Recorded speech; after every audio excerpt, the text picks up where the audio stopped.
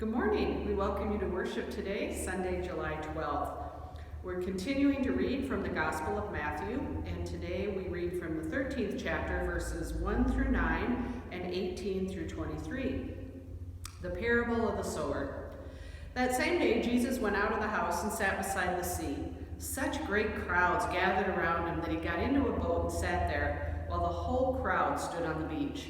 And he told them many things in parables, saying, "Listen, a sower went out to sow, and as he sowed, some seeds fell on the path, and the birds came and ate them up. Other seeds fell quickly on rocky ground, where they did not have much soil, and they sprang up quickly, since they had no depth. But when the sun rose, they were scorched, and since they had no root, they withered away. Other seeds fell among thorns, and the thorns grew up and choked them.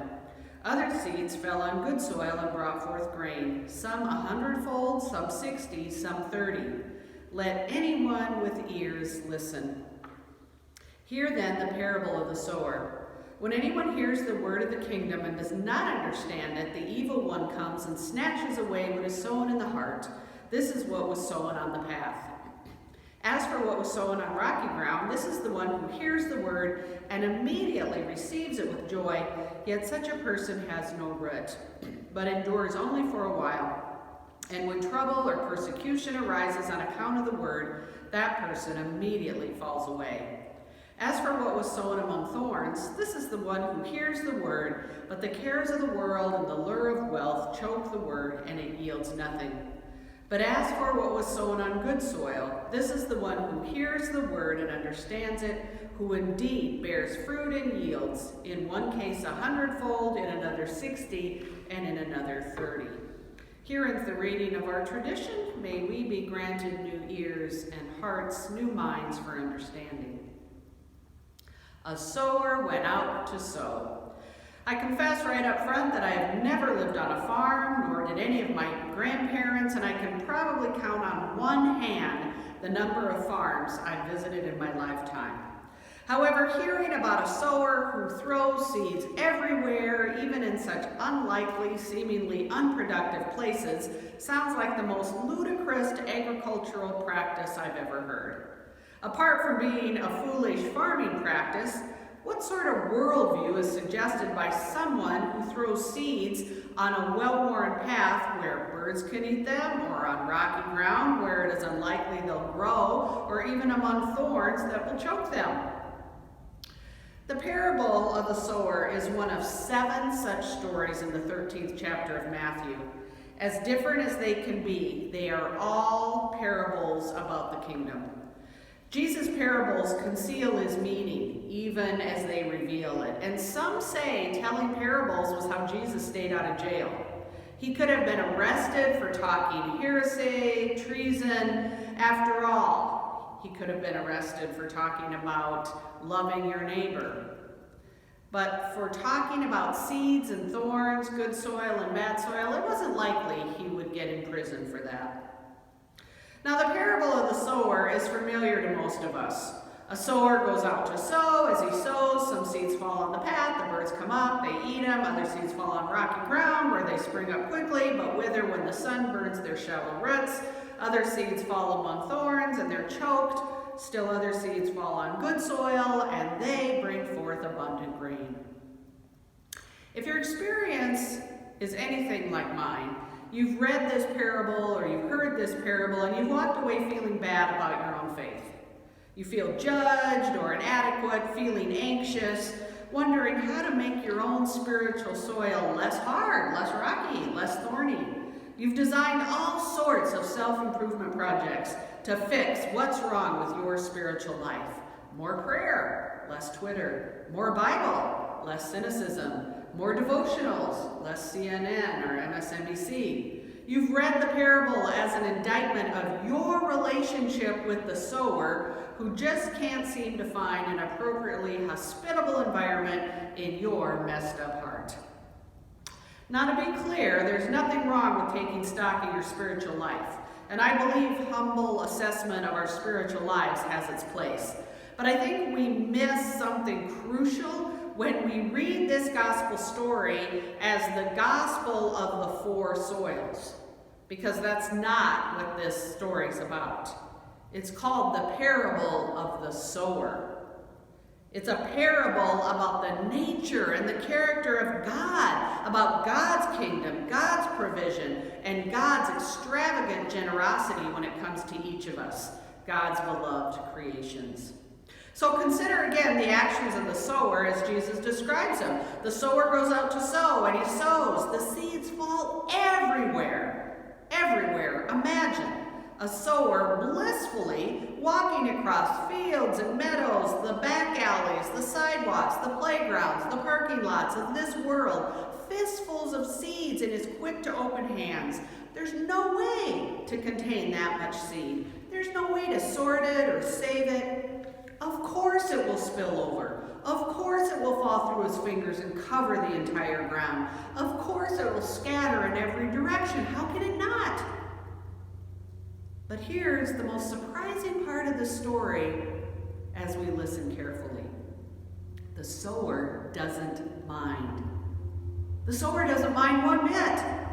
There is in him a confident realism, a sense that what needs to flourish will flourish. Maybe not all at once, and maybe not everywhere, but that's okay. In other words, the sower in the parable is wholly unconcerned about where the seed falls or lands or settles.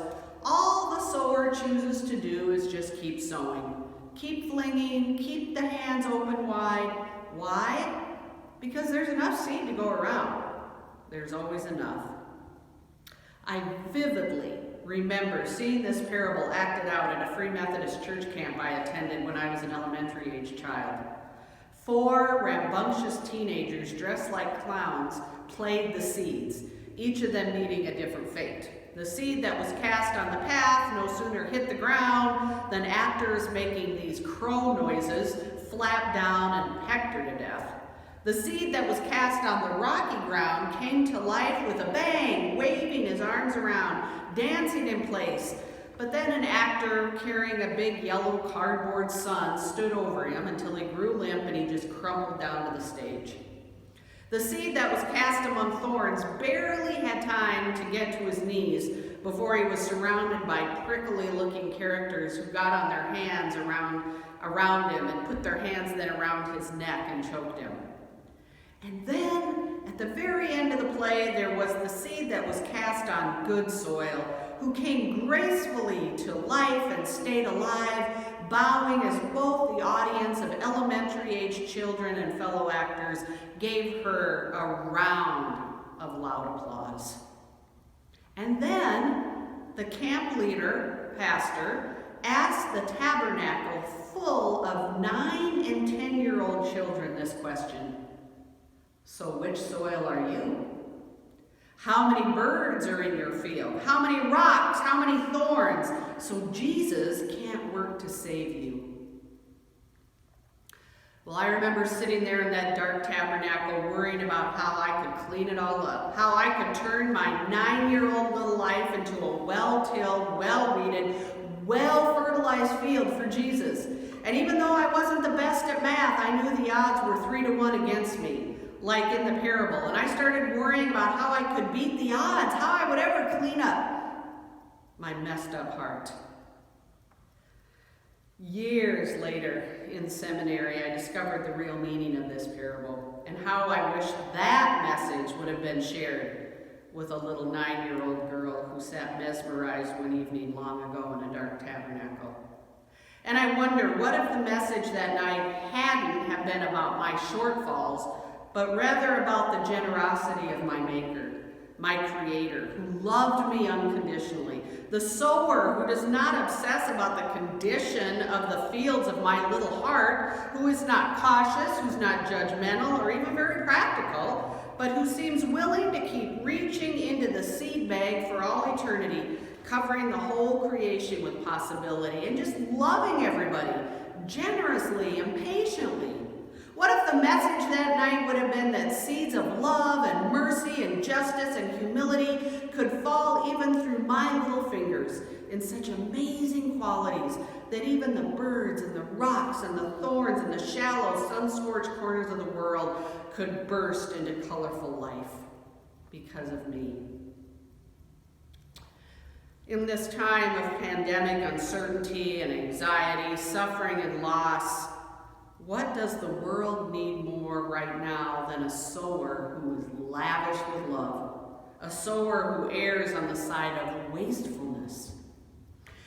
You know, the thing about this parable is that at some deep intuitive level, we recognize its wisdom. Whether we want to admit it or not, we know that Jesus is telling the truth. We understand seeds are mysterious. We know that the most elegant and carefully cultivated gardens can fail, while a profusion of weedy, vibrant flowers can push through a crack in the pavement, and that can brighten the whole neighborhood. We've seen how new life can spring from the deadest, most shriveled places in our lives. You know, those places we've given up on, places we assumed were hardened beyond hope. We've witnessed inhospitable environments being altered by love, and we know that joy flows from selflessness and generosity. Joy never flows from caution and miserliness. You know, I think in the end, the problem is not our ignorance in the face of this story. I think the problem is our unwillingness to follow in the footsteps of the extravagant sower. His carefree generosity, well, that worries us. His seeming wastefulness, offensive. Why won't he discriminate? Why won't he wait and withhold at least a little bit? Why won't he favor the good soil that's most deserving? Well, because that's not the kind of sower we have. Look at that sower, tossing seeds to the wind with a daring, delighted smile on his face, inviting us to toss up our own handfuls of love and justice and mercy, hospitality across this earth, and then to share in the joy. The secret, after all, is the more you sow, the more you have. Oh, the joy of it. Let anyone with ears listen. Amen. Our closing prayer this morning is a prayer of Oscar Romero, a liberation theologian. It helps now and then to step back and take the long view. The kingdom is not only beyond our efforts, it's even beyond our vision. We accomplish in our lifetime only a tiny fraction of the magnificent enterprise that is God's work. Nothing we do is complete, which is another way of saying that the kingdom always lies beyond us. No statement says all that should be said. No prayer fully expresses our faith. No confession brings perfection. No pastoral visit brings wholeness. No program accomplishes the church's mission. No set of goals and objectives includes everything. This is what we're about. We plant the seeds that one day will grow. We water seeds already planted, knowing that they hold future promise. We lay foundations that will need further development. We provide yeast that produces effects far beyond our capabilities. We cannot do everything. And there is a sense of liberation in realizing that. This enables us to do something and do it very well. It may be incomplete, but it's a beginning. A step along the way, an opportunity for the Lord's grace to enter and to do the rest. We may never see the end results, but that's the difference between the master builder and the worker. We're the workers. We are workers, not master builders. Ministers, not messiahs. We are prophets of a future that is not our own. We thank you for joining us this week, and we look forward to seeing you again next week. Have a safe week.